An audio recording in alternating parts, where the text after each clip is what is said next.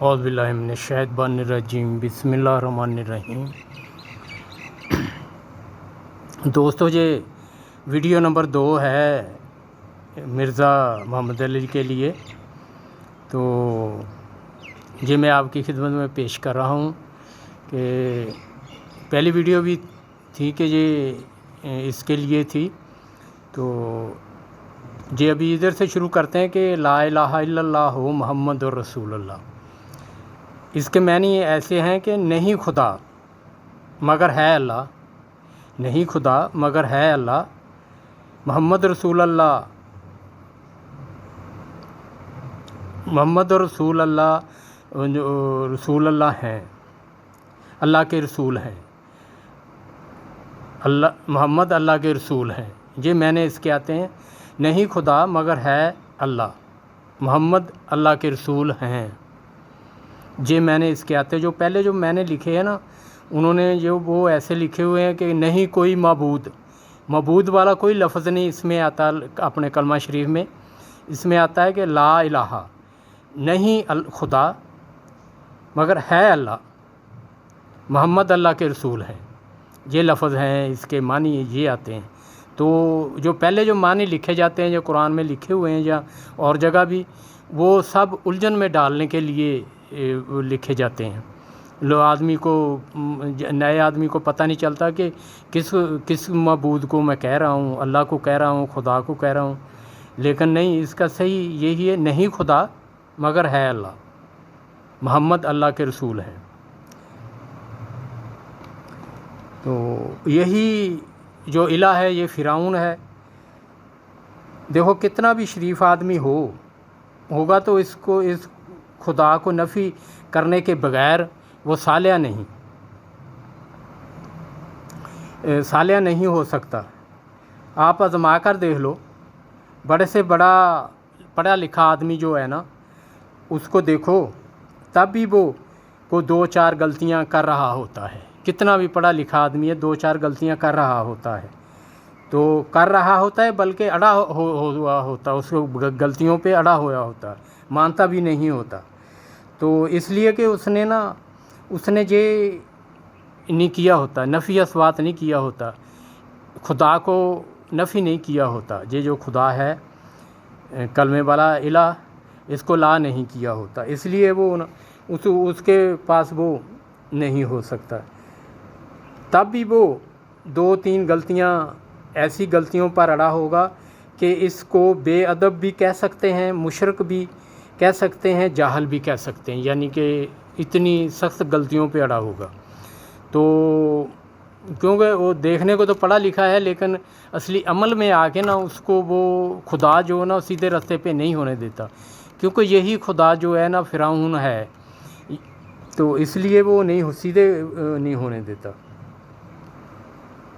جب تک اپنے اندر کے خدا کو ختم نہیں کریں گے اللہ کا راستہ نہیں مل سکتا، یعنی جب تک یہ اپنے اندر والا خدا اس کو نفی نہیں کریں گے تو آگے اللہ والا راستہ نہیں مل سکتا۔ جب اللہ کا راستہ نہیں تو سمجھو سب عمل ضائع ہو رہے ہیں، سب عمل ضائع ہو رہے ہیں۔ اللہ تک پہنچ ہی نہیں رہے تو پھر الہ دیوار ہے، الہ جو اس اللہ کے لیے آگے دیوار ہے۔ اللہ کے آگے تو کیسے مل سکتے ہیں، کیسے عمل اچھے ہو سکتے ہیں؟ اسی لیے مسلمان ہوتے ہوئے پہلا لفظ ہی آیا کہ لا الہ، یعنی الہ کو لا کر دو، یعنی لا کا مطلب نہیں، الہ خدا ہے جو پہلے اپنے اندر کا اس کو لا کر دو، اس کو ختم کر دو اندر سے، پھر آگے اللہ کا راستہ شروع ہو جاتا ہے۔ تو اس کو نفی کر دو، پھر اللہ آگے اللہ کا راستہ ہے۔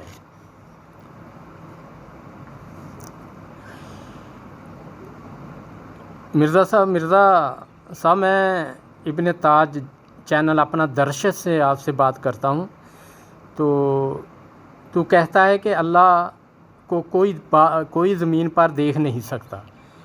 تیرا یہ کہنا ہے کہ اللہ کو زمین پر کوئی نہیں دیکھ سکتا، تو جب کہ اللہ تعالیٰ نے नबी मोहम्मद रसूल सल्लल्लाहु अलैहि वसल्लम को ये सब इख्तियार देकर भेजा कि मैं जाना जाऊँ और पहचाना जाऊँ। अल्लाह खुद कह रहा है कि मैं जाना जाऊँ और पहचाना जाऊँ। तो मिर्ज़ा तुम हज़रत मूसा अलैहिस्सलाम का वाक़या पहाड़ का सुरमा बन जाना का हवाला देकर लोगों को नबी मोहम्मद सल्लल्लाहु अलैहि वसल्लम की कोशिश को नाकाम बनाते हुए बेमकबूल तजवीज़ बताते हुए लोगों को गुमराह करता होता है। जैसे अल्लाह ताला ने खुद फरमाया है कि मैं होवल अव्वल हूँ, होवल आखिर हूँ, होवल ज़ाहिर हूँ, होवल बातिन हूँ। ये अल्लाह ताला खुद कहता है मैं ज़ाहिर भी हूँ और बातिन भी हूँ। तो अल्लाह पाक खुद फरमा रहा है। तो अब हमारी इंसानों की कोशिश है कि अल्लाह को ढूंढ सकते हैं कि नहीं। तुम तो मिर्ज़ा रास्ते के आगे दीवार खड़ी कर देते हो, रास्ते के आगे दीवार खड़ी कर देते हो तो और सब के लिए रास्ता बंद कर देते हैं। पहुँच तेरी अपनी नहीं तो तू दूसरों को भी अल्लाह के से मिलने को रोक देता है। पहुँच तेरी अपनी नहीं तो तू दूसरों को भी अल्लाह से मिलने को रोक देता है। हदीस शरीफ है नबी करीम सल्लल्लाहु अलैहि वसल्लम जिल्द नंबर 3 हिस्सा अपना सफ़ा नंबर 903, सफ़ा नंबर 903 हज़रत अनस रज़ी अल्लाह ताला अन्हा का बयान है कि नबी सल्लल्लाहु अलैहि वसल्लम ने फरमाया कि मेरे रब ने फरमाया है कि बंदा बालिश्त बार मेरे करीब आता है, बालिश्त बार मेरे करीब आता है तो मैं एक गज़ उसकी तरफ बढ़ जाता हूँ। अल्लाह पाक खुद फरमा रहा है कि मैं बालिश्त बार आदमी मेरी तरफ आए तो मैं एक गज़ उसकी तरफ बढ़ जाता हूँ। और जब वो एक गज़ मेरे नज़दीक आता है तो मैं दोनों हाथों के फलाव के बराबर, यानी ये तकरीबन 3 मीटर बन जाता है, दोनों हाथों का फलाव के बराबर मैं बंदे की तरफ बराबर करीब हो जाता हूँ, बंदे के करीब हो जाता हूँ। और जब वो मेरी तरफ चल कर आता है, और बंदा जब मेरी तरफ चल कर आता है तो मैं उसकी तरफ दौड़ कर जाता हूँ। अल्लाह पाक फरमा रहा है बंदे की तरफ दौड़ कर यानी जाता हूँ मैं, अल्लाह पाक फरमा रहा है। तो मिर्ज़ा अल्लाह ताला तो खुद फरमाता है कि मैं बंदे की तरफ दौड़ कर आता हूँ। तो तुम कौन होते हो कहने वाले कि अल्लाह बंदे को यहाँ नहीं मिल सकता? तुम कैसे कह सकते हो जब अल्लाह पाक खुद फरमा रहा है? मिर्ज़ा तुम वो अमल नहीं करते हो जिससे अल्लाह तुम्हारी तरफ आए, तो तुम दूसरों के भी रास्ते बंद करते चल पड़े हो, कि तुम दूसरों के भी रास्ते बंद करने चल पड़े हो। मैं इब्न ताज ने तुझे इससे पहले वाली वीडियो में कहा है कि पहले ला इलाहा कर अपने अंदर से, फिर अंदर से गैर अल्लाह को ख़त्म करके फिर देख तेरी तरफ अल्लाह कैसे आता है। पहले गैर अल्लाह को अपने वजूद के अंदर से ख़त्म करके फिर देख अल्लाह तेरी तरफ कैसे आता है। मिर्ज़ा सब किताबों ने आदमी के अंदर की दुनिया को निशाना बनाया है। सब किताबों ने वजूद की अंदर की दुनिया को निशाना बनाया। जब तक वजूद के अंदर की दुनिया दुरुस्त नहीं होती तो कुछ भी लिखने पढ़ने का फ़ायदा नहीं होता। यानी कि जब तक ये अंदर से अपने जो इलाह है इसको ख़त्म नहीं कर लेते तो फिर पढ़ने लिखने का कोई पढ़ना लिखना जो फ़ायदा नहीं देता आदमी को, वो ऐसे के ऐसे ही होगा। ये एक मिसाल के तौर पर मैं कह रहा हूँ कि एक घर में तोते को पढ़ाते रहे। ये एक मिसाल मैं दे रहा हूँ आपको कि एक घर में तोते को पढ़ाते रहे कि खामदार टहनी पर नहीं बैठना, कि खामदार टहनी पर नहीं बैठना, उसको तोते को पढ़ाते रहे। وہ طوطا اچھی طرح یاد کر گیا کہ خامدار ٹہنی پر نہیں بیٹھنا، وہ اچھی طرح یاد کر لیا کہ اس نے میں خامدار ٹہنی پر نہیں بیٹھنا۔ تو جب اس کو چھوڑا اڑنے کے لیے تو وہ طوطا خامدار ٹہنی پر ہی جا بیٹھا۔ جب طوطے کو اڑنے کے لیے چھوڑا تو وہ خامدار ٹہنی پر ہی جا بیٹھا۔ تو اس طوطے نے پڑھا تو تھا کہ خامدار ٹہنی پر نہیں بیٹھنا، لیکن اس کو پریکٹیکل نہیں تھا، کہ خامدار ٹہنی کیا ہوتی ہے۔ تو اس لیے میں تجھے کہتا ہوں کہ قرآن اور حدیث کے اصلی مفہوم کی طرف جانا ہے، نہ کہ دوسروں کے نقاص نکالنے ہیں جو لوگ فوت ہو چکے ہیں۔ ان سے ہمیں کیا فائدہ، وہ تو اللہ کے پاس جا پہنچے ہیں، ان کی تفصیلیں یا ان کی باتیں کرنے کا کیا فائدہ، اپنے آپ کو درست کرنا ہے۔ تو یہ پورے لوگ اپنے عالم دین بھی اسی طرف لگے ہوئے ہیں، فلاں تو فلاں کرتا تھا، فلاں کرتا تھا۔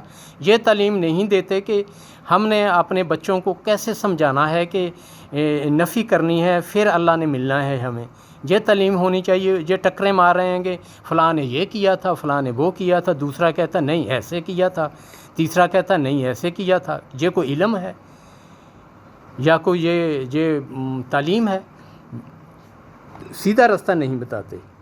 تم مرزا حضرت موسیٰ علیہ السلام کی کہانی سنا دیتے ہو۔ اگر یہی بات ہے تو پھر نبی محمد صلی اللہ علیہ وآلہ وسلم کو بھیجنے کی کیا ضرورت تھی؟ بس اللہ تعالیٰ نے اپنا مشن پورا کرنا ہے۔ دیکھنا یہ ہے کہ رحمان کو ملنے والے کتنے لوگ ہیں اور شیطان کو ملنے والے کتنے لوگ ہیں۔ یہ اللہ پاک کا مشن ہے۔ مرزا جو لوگ اللہ تعالیٰ کو یہاں نہیں دیکھ سکتے وہ وہاں بھی نہیں دیکھ سکتے۔ جو زمین پر اللہ تعالیٰ کو نہیں دیکھ سکتا وہ وہاں دوسری فوت ہونے کے بعد بھی نہیں دیکھ سکتا۔ بس آواز سنیں گے، دیکھ نہیں سکتے۔ لیکن یہ سورہ بنی اسرائیل آیت نمبر 71 سے 72، وَمَنْ كَانَ هَٰذِهِ أَعْمَىٰ وَمَنْ كَانَ هَٰذِهِ أَعْمَىٰ فَهُوَ فِي الْآخِرَةِ أَعْمَىٰ، یعنی جو رہا اس دنیا میں اندھا وہ آخرت میں بھی اندھا ہی رہے گا۔ یہ آیت بتا رہی ہے، یہ اللہ پاک نے فرمایا ہے۔ تو پھر جب اندھا کس کو کہہ رہا ہے اللہ پاک کہ آنکھیں ادھر تو ہیں لیکن جو مجھے دیکھنے کی طاقت ہے وہ پیدا نہیں کرتے، اللہ پاک خود فرما رہا ہے۔ تو پھر وہ بولتا جو ادھر اندھا رہا ادھر بھی اندھا ہی رہے گا۔ تو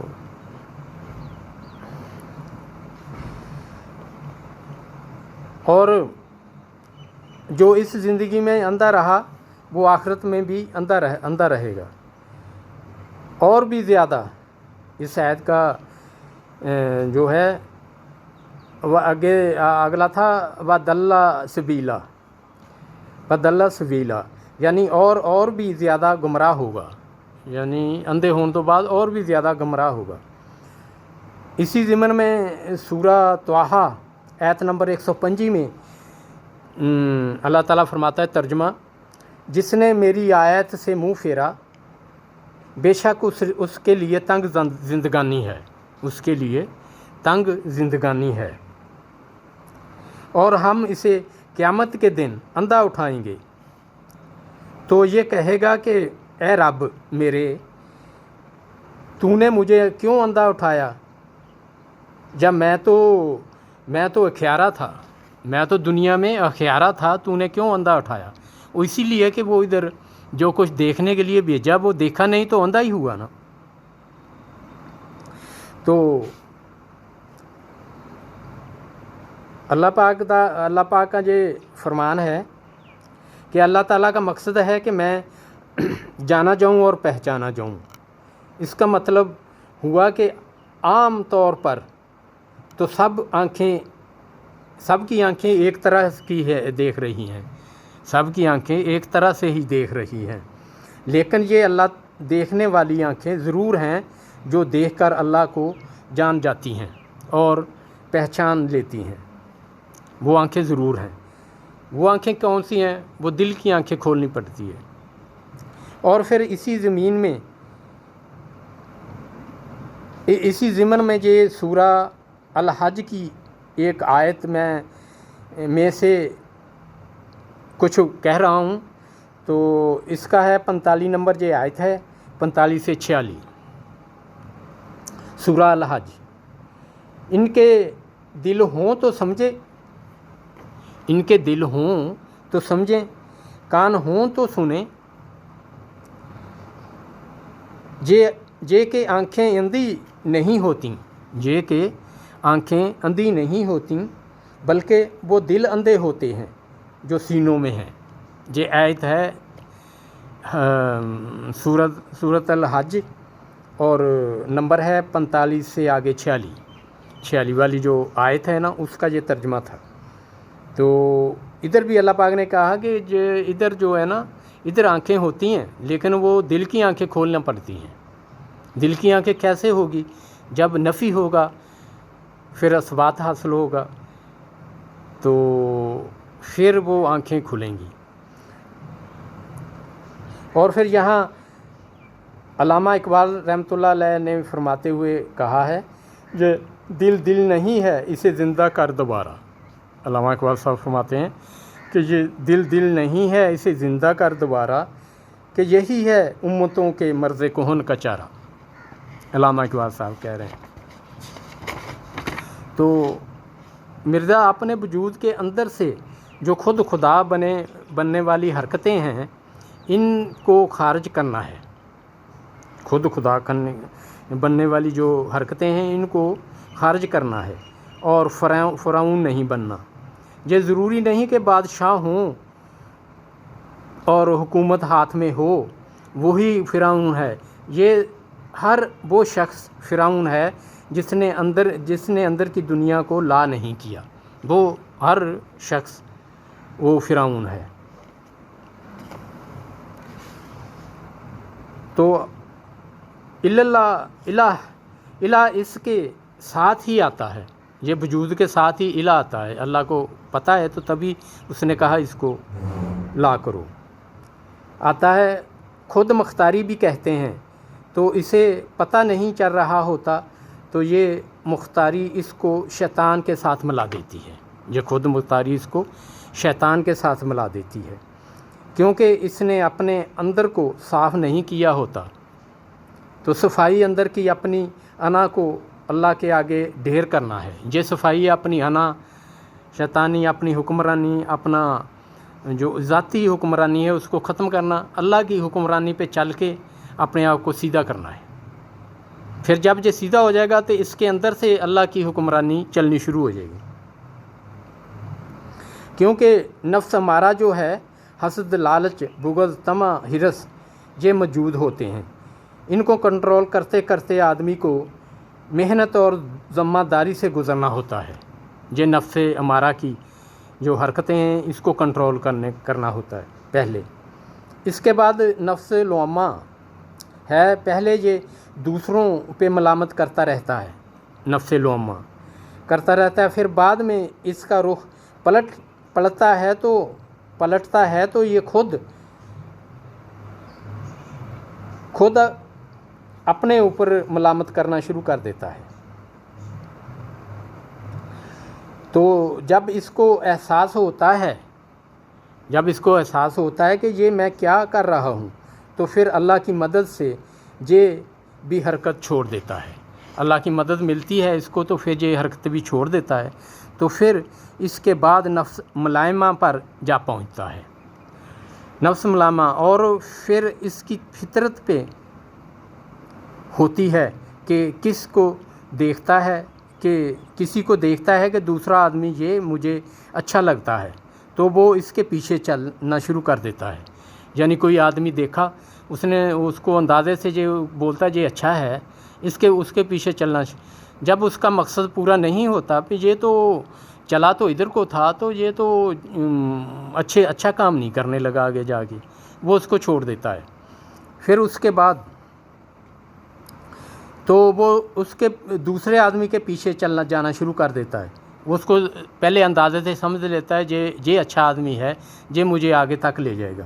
تو جب اس کو دکھتا ہے کہ اس آدمی کی سوچ پہ پورا نہیں اتر رہا، وہ سوچتا ہے کہ میری سوچ پہ یہ بھی پورا نہیں اتر رہا، یہ بھی چھوڑ دو۔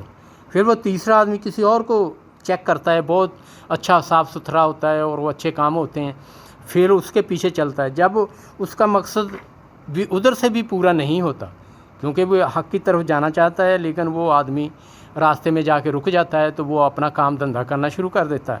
اس لیے وہ بولتا میں تو سمجھا تھا کہ یہ مجھے لے جائے گا حق تک، لیکن نہیں، یہ تو راستے میں رک گیا۔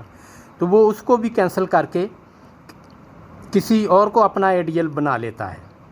جب وہ اس کو چیک کرتا ہے تو وہ بھی اس کی منشا پر برابر نہیں ہوتا، یعنی کم سے کم 3 کی چیکنگ ہوتی ہے، زیادہ سے زیادہ 12 کی چیکنگ ہوتی ہے، تو پھر وہ اللہ کی طرف رجوع ہوتا ہے۔ جب رجوع پکی ہوتی ہے تو پھر اللہ تعالیٰ اسے نفس مطمئنہ کا راستہ دیتا ہے۔ اس کے بعد پھر اللہ پاک اسے نفس مطمئنہ کا راستہ دیتا ہے، اور پھر مطمئنہ پر بھرپور طاقت سے گامزن رہنا پڑتا ہے، اور پھر اس کے امتحان شروع ہو جاتے ہیں۔ جب اس پہ وہ گامزن ہوتا ہے نفس مطمئنہ پر، تو اس کے امتحان پھر شروع ہو جاتے ہیں۔ اللہ پاک نے فرمایا نا، ہم ضرور تمہیں چیک کریں گے کہ تم ایمان پر ہو کہ نہیں ہو۔ تو امتحان شروع ہو جاتے ہیں، تو چیک کرنا کہ کسی کا حق تو نہیں کا پہلا جو ہوتا ہے کہ چیک کرنا ہوتا ہے کہ یہ کسی کا حق تو نہیں کھا رہا، یعنی اس کے پاس کسی کی دولت مال آتا ہے سرین طور پہ، یا اگر وہ چھپانا چاہے تو چھپا بھی سکتا ہے، تو وہ اس کی چیکنگ ہوتی ہے۔ تو اگر تو وہ اس نے اس کا حق واپس کر دیا جس کے پاس ہے، پھر وہ اس امتحان سے پاس ہو گیا۔ یہ جو میں عارضی مثالیں دے رہا ہوں، وہ جب جو کوئی آدمی گزرے گا اس کے اوپر پتہ نہیں کیسی اسی طرح کی ہوگی، لیکن کیسا مال ہوگا، سونا ہوگا، چاندی ہوگی، یا کیا مال ہوگا، مالی ہوگی۔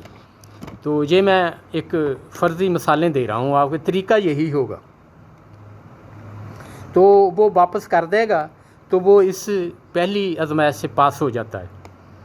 تو پھر دوسرا جو امتحان اس کا آئے گا، تو وہ پتہ نہیں کب آئے، کتنی دیر بعد آئے، ضرور آئے گا۔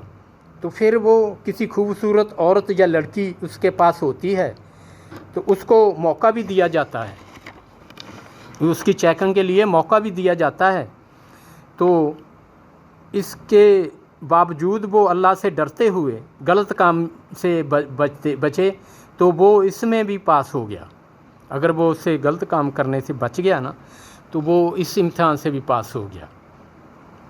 اور پھر اس پر کسی رزم کا اختیار دیا جاتا ہے، یعنی رزم لوگوں کے ہجوم کا دیا جاتا ہے۔ تو پھر اس میں پورا اترنا ہوتا ہے، یعنی 2 گروہ آپس میں لڑنے لگے ہوتے ہیں، تو وہ بیچ دونوں کے گروہوں کے غلط فہمی دور کر دیتا ہے کہ تم کیوں لڑ رہے ہو، ان کی جو غلط فہمی ہے اس کو دور کر دیتا ہے، لڑنے سے روک لیتا ہے، تو لڑنے نہیں دیتا، ان کی صلح کرا دیتا ہے۔ تو وہ اس میں بھی پاس ہو گیا۔ یہ تیسرا امتحان ہے اس کا، اس میں بھی پاس ہو گیا یہ اگر ان کو صلح کرا دی۔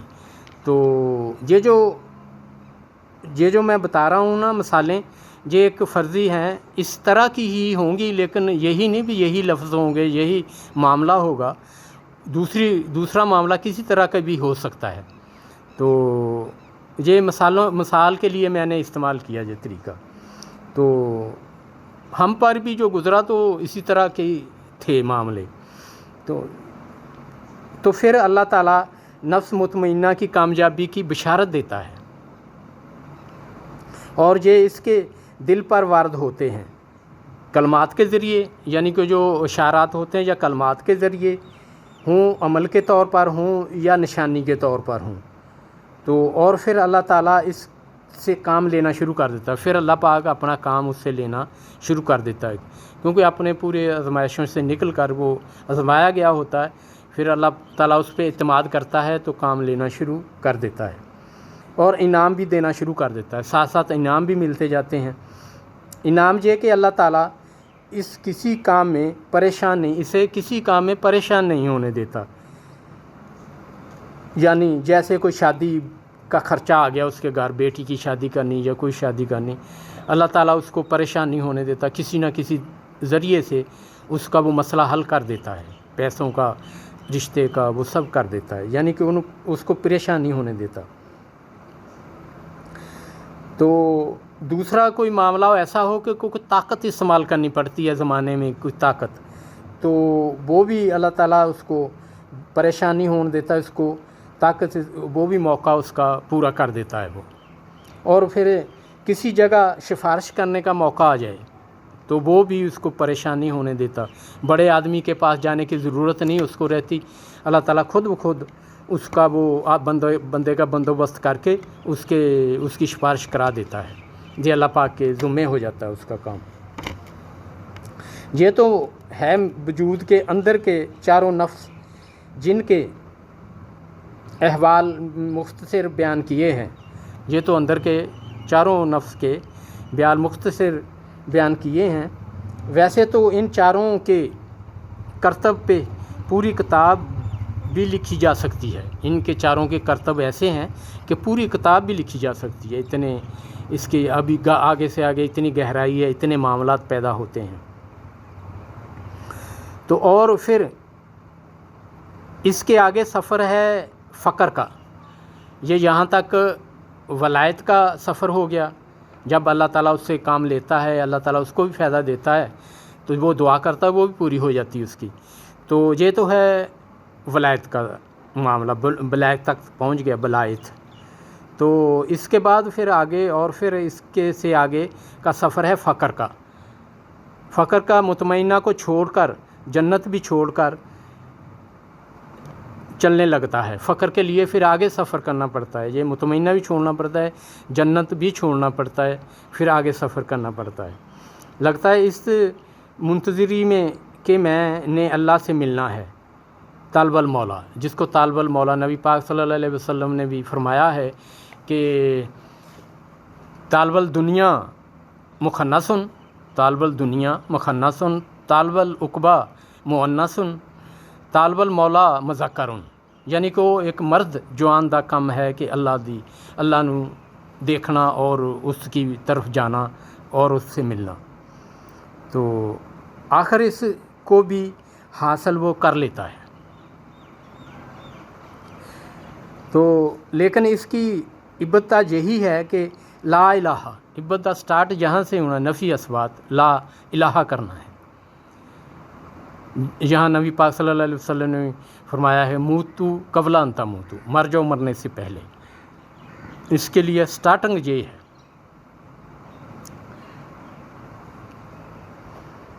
यानी अपनी अना को जरा ख़त्म कर देना, अल्लाह के आगे ढेर कर देना, कि अल्लाह की हुक्मरानी के आगे अपने आप को ख़त्म कर देना।